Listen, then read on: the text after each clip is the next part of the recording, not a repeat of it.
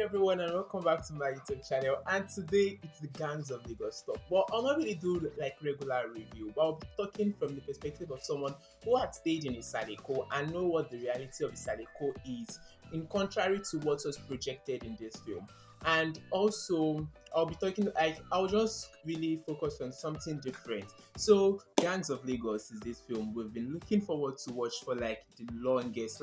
This film has been making waves, and I've always looked forward to watch this film. But now we have it, and now I've seen it, and I did love it. So before we start the conversation for today, I would like to tell you guys to please subscribe to this YouTube channel, because the gist never ends with lover. Yes, you always have a lot to gist about. So let us go into the conversation proper for today.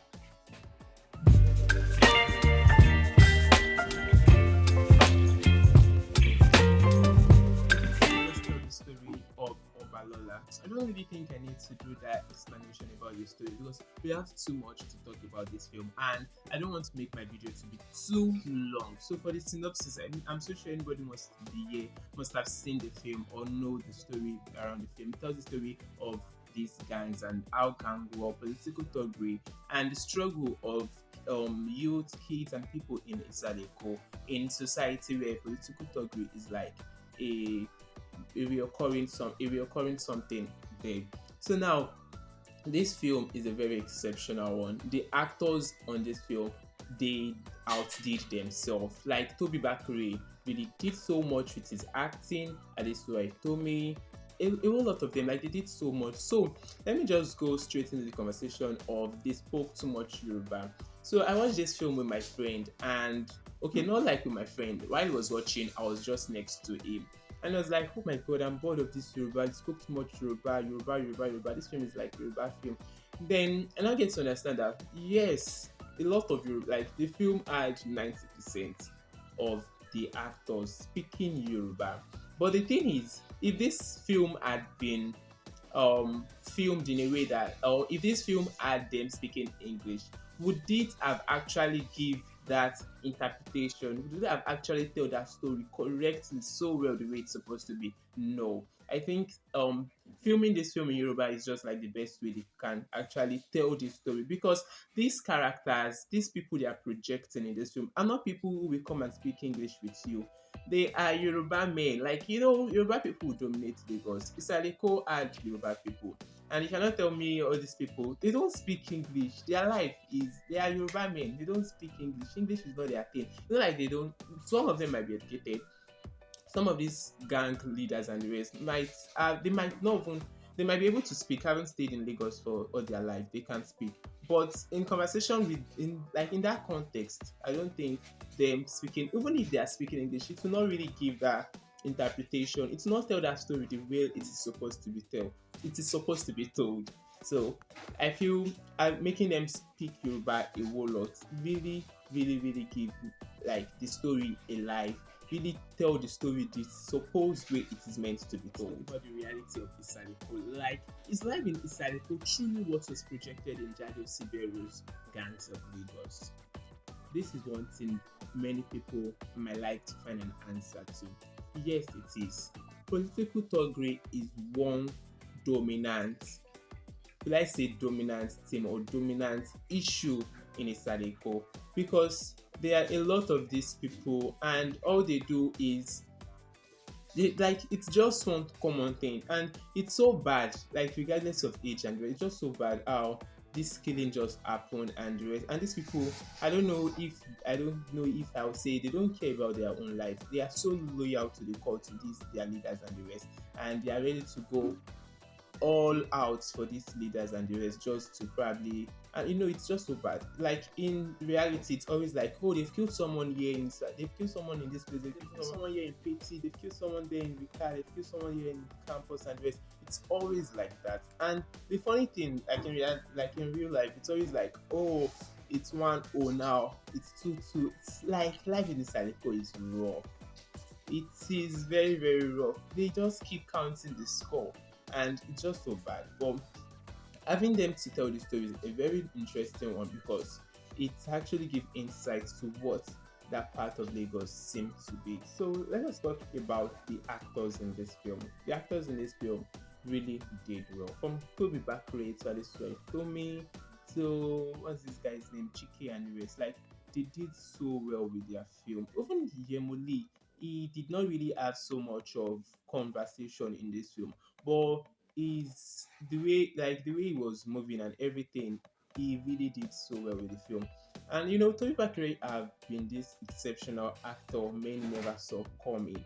Yes, like coming from Big Brother and having to start film little by little, Toby had been consistent in his films. I guess the first film where I actually did saw Toby Bakre and I was like, no, Toby is good was Sugar Rush.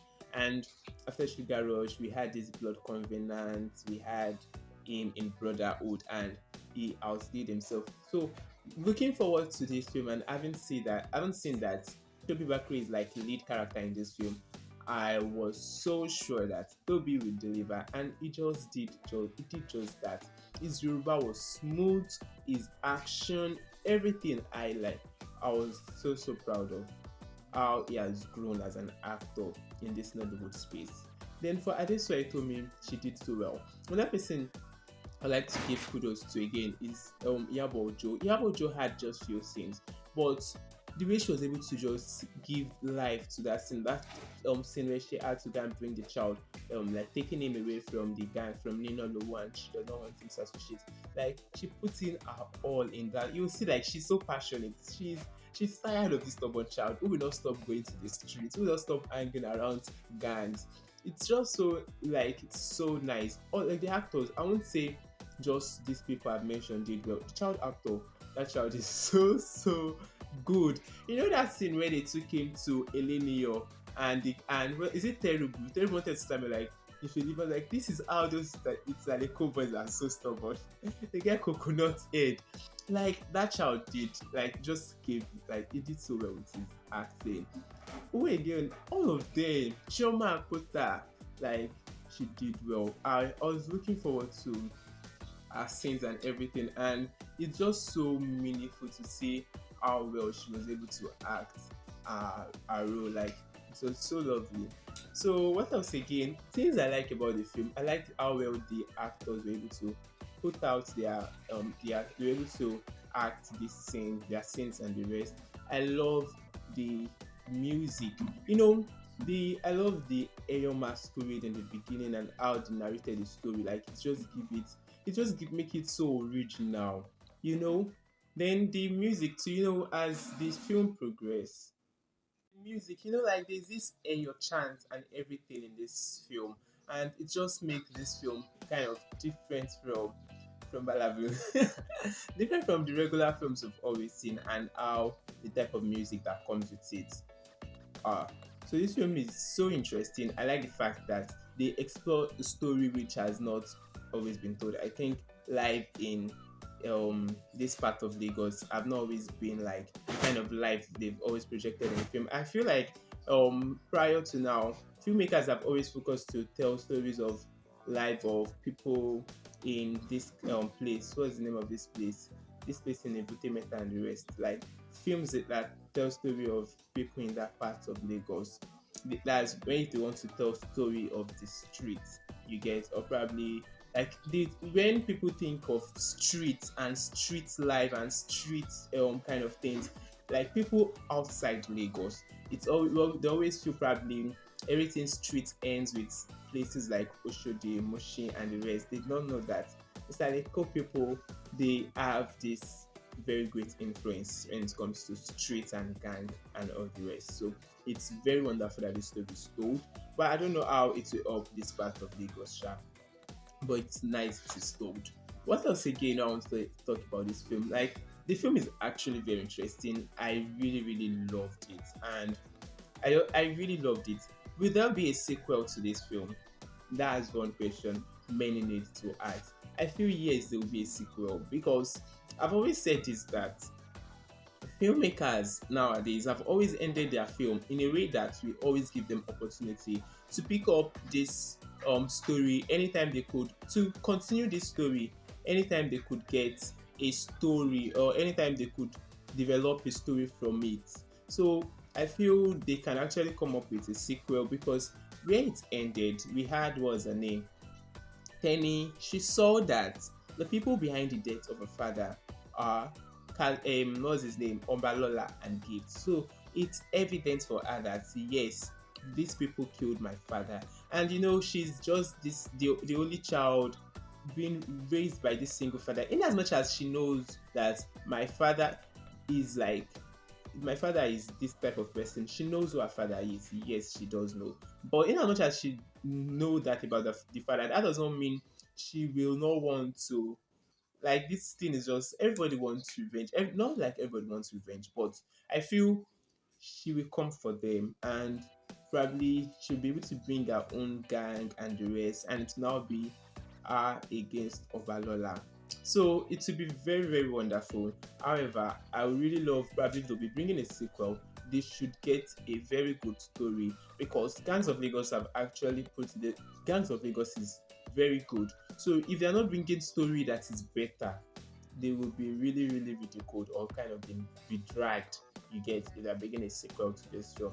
So I feel they should, if they are not getting something better than what they really did this very with the Gangs of Lagos, they should just forget about it.